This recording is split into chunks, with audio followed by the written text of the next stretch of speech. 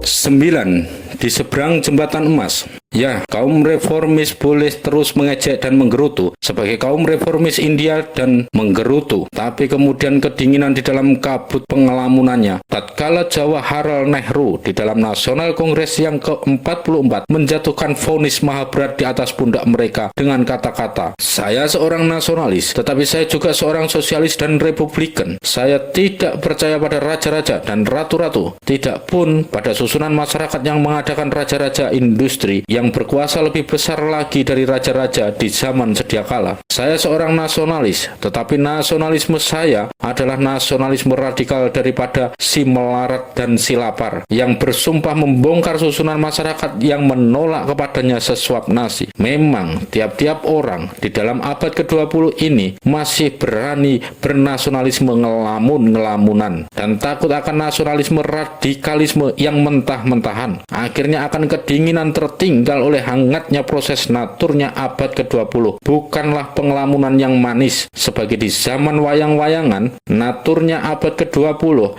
adalah rebutan hidup yang mentah-mentahan. Memang marhen bergerak, begitulah di atas telah saya kemukakan, tidak karena ideal-idealan, tidak karena cita-citaan. Marhen bergerak ialah tak lain dan tak bukan buat mencari hidup dan mendirikan hidup. Hidup kerezekian, hidup kesosialan, hidup kepolitikan, hidup kekulturan, hidup keagamaan. Pendek kata, hidup kemanusiaan yang leluasa dan sempurna. Hidup kemanusiaan yang secara manusia dan selayaknya manusia. Adakah Indonesia merdeka bagi marhen yang menentukan hidup kemanusiaan yang demikian itu? Indonesia merdeka, sebagai saya katakan di atas, adalah menjanjikan, tetapi belum pasti menentukan bagi marhen hidup kemanusiaan yang demikian itu. Perjanjian itu barulah menjadi ketentuan. Kalau marhen mulai sekarang sudah awas dan waspada, sadar dan prayitno, menjaga pergerakannya dan menjaring-jaring maksud-maksud pergerakannya itu, jangan sampai kemasukan zat-zat yang sebenarnya racun bagi marhen dan merusak pada marhen. Perjanjian itu barulah menjadi ketentuan. Kalau marhen sedari sekarang sudah insaf seinsaf-insafnya bahwa Indonesia marhen hanyalah satu jembatan, sekalipun jembatan emas, yang harus dilalui dengan segala keawasan dan keprihatinan. Jangan sampai di atas jembatan itu kereta kemenangan dikusiri oleh orang lain selainnya marhen. Sekarang jembatan itu jalan pecah jadi dua.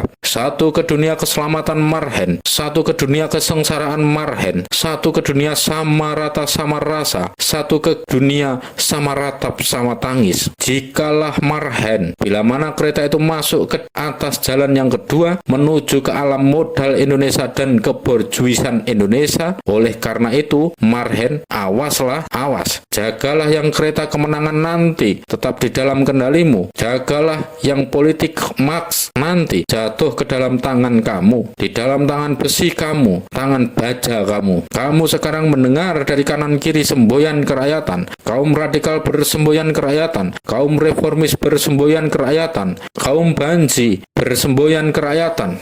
Ya, kaum borjuis dan ningrat pun bersemboyan kerakyatan. Kamu sering mendengar semboyan demokrasi. Apakah satu-satunya demokrasi yang bagi marhen dan dari marhen? Apakah satu-satunya demokrasi yang oleh partai pelopor harus dituliskan dengan aksara-aksara api di atas benderanya, sehingga terang bisa terbaca di saat terang dan lebih terang lagi di saat rintangan-rintangan yang gelap gulita? Di dalam revolusi Perancis pun orang berteriak-teriak demokrasi, berpekik dan bersemboyan demokrasi, bergembar-gembor dan bersumpah demokrasi. Tetapi adakah marhen Perancis yang ikut-ikut berteriak demokrasi dan membeli dengan darahnya datangan demokrasi itu, akhirnya mendapatkan demokrasi yang sebenar-benarnya? Tidakkah marhen Perancis itu sendiri ditelan habis-habisan oleh demokrasi itu, yang sampai saban-saban menghantam anak cucunya dan menelan turun-temurunnya? Ya, marilah kita ingat perjalanan revolusi Perancis itu. Marilah ingat akan bagaimana kadang-kadang palsunya semboyan demokrasi yang tidak menolong rakyat jelata, bahkan sebaliknya mengorbankan rakyat jelata, membinasakan rakyat jelata, sebagaimana telah terjadi di dalam revolusi Perancis itu. Awas, jangan sampai rakyat jelata Indonesia tertipu oleh semboyan demokrasi sebagai rakyat jelata Perancis itu, yang akhirnya ternyata hanya diperkuda belakang oleh kaum borjuis yang bergembar-gembor demokrasi, kemerdekaan, persamaan dan persaudaraan, tetapi sebenarnya hanya mencari kekuasaan sendiri, keenakan sendiri, keuntungan sendiri. Riwayatnya penipuan Prancis ini. Sebelum silamnya abad ke-18, maka negeri Prancis adalah negeri yang feodal dengan cara pemerintahan otokrasi. Kekuasaan pemerintahan adalah di dalam tangannya seorang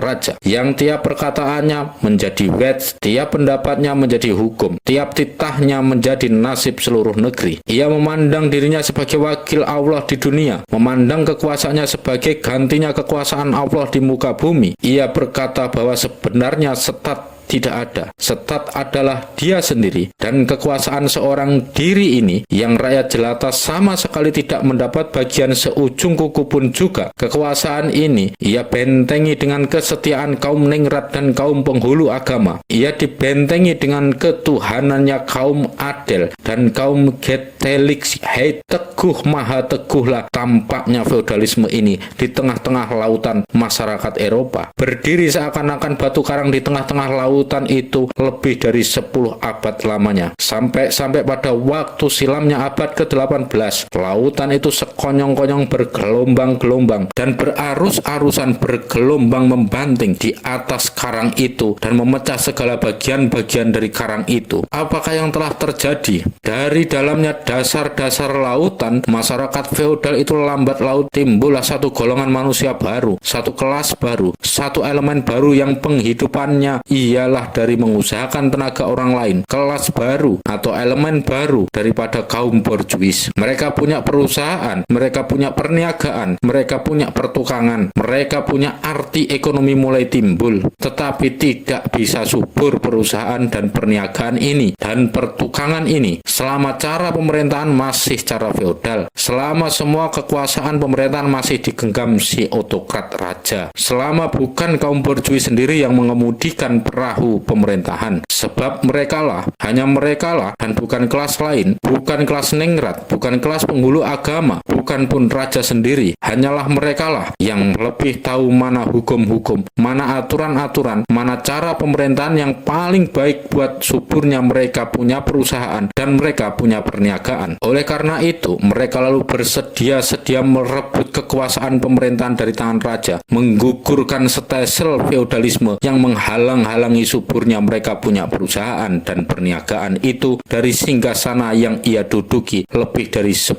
abad itu. Tetapi kaum borjuis tidak mempunyai cukup kekuatan untuk menghancurkan si tinggilnya otokrasi yang dibentengi oleh kekuasaan kaum ningrat dan kaum penghulu agama itu. Jatuhlah mereka punya mata pada rakyat jelata yang berjuta-jutaan itu. Sejak puluhan tahun kaum borjuis itu memang saban-saban mendengar guruh pelan-pelan yang keluar dari kalangan rakyat jelata itu. Gemertaknya gigi rakyat jelata yang marah karena nasib yang kelewat sengsara. Memang di zaman feodalisme itu, rakyat jelata ditindas habis-habisan, diperas semua kepunyaannya, dirampas semua hak-haknya, sehingga tinggal hak menurut dan hak mengambing belaka. Memang rakyat jelata sudah lama sekali kesal akan nasib yang lebih jelek daripada nasib binatang itu. Tidakkah gampang kalau kaum borjuis di dalam usahanya merebut politik Marx daripada raja dan ningrat memakai tenaga rakyat jelata itu? Toh rakyat jelata tidak sadar, toh rakyat jelata tidak bewus, toh rakyat jelata tidak akan tahu menahu bahwa ia hanya disuruh mengupas nangka dan kena getahnya saja. Borjuis nanti yang akan makan nangkanya, dan borjuis selalu menjalankan kecerdikan ini. Hiduplah demokrasi, hiduplah kemerdekaan, persamaan dan persaudaraan, hiduplah liberté, égalité, fraternité. Semboyan ini ia dengung-dengungkan sehingga memenuhi angkasa. Semboyan-semboyan ini ia kobarkan di kalangan rakyat jelata sebagai sium rakyat jelata lantas lantas bergerak. Api kehebatan pergerakannya sampai menjilat langit. Bumi dan angkasa Prancis gemetar dan pecah seakan-akan Krishna berdewi krama. Lautan masyarakat Prancis yang tenang berabad-abad kini menjadi bergelombang-gelombang molak-malik. Lautan mendidih yang menghantam-hantamnya membuat remuknya batu karang feodalisme. Raja runtuh, kaum ningrat runtuh, kaum penghulu agama runtuh, otokrasi runtuh, diganti dengan cara pemerintahan baru yang bernama demokrasi. Di negeri diadakan parlemen, rakyat boleh mengirim utusan-utusannya ke parlemen itu, diikuti oleh negeri-negeri Eropa Barat dan Amerika yang semua kini juga meniru bersistem demokrasi. Ya, Inggris kini punya parlemen, Jerman kini punya parlemen, negeri Belanda kini punya parlemen, negeri Amerika, negeri Belgia, negeri Denmark, negeri Swedia, negeri Swiss, semua negeri sopan kini mempunyai parlemen. Semua negeri sopan kini bersistem demokrasi. Tetapi di semua negeri-negeri sopan itu kini hidup dan subur dan merajalela hantu kapitalisme. Di semua negeri-negeri sopan itu kini rakyat jelatannya tertindas hidupnya. Nasib rakyat jelatan nasib kokoro. Jumlahnya kaum penganggur yang kelaparan melebihi bilangan manusia. Di semua negeri-negeri sopan itu rakyat jelata tidak selamat, bahkan sengsara kelewat sengsara. Inikah hasil demokrasi yang mereka keramatkan itu? Inikah kerakyatan di negeri Prancis mereka beli? Dengan ribuan mereka punya nyawa, dengan ribuan mereka punya bangkai, dengan ribuan pula kepalanya raja dan kaum ningrat. Kaum borjuis telah menipu mereka, memperkudakan mereka, mengabui mata mereka. Demokrasi yang mereka rebut dengan harga nyawa yang begitu mahal itu, demokrasi itu bukanlah demokrasi kerakyatan yang sejati, melainkan suatu demokrasi borjuis belaka, suatu burgelix demokrasi yang untuk kaum borjuis dan menguntungkan kaum borjuis belaka.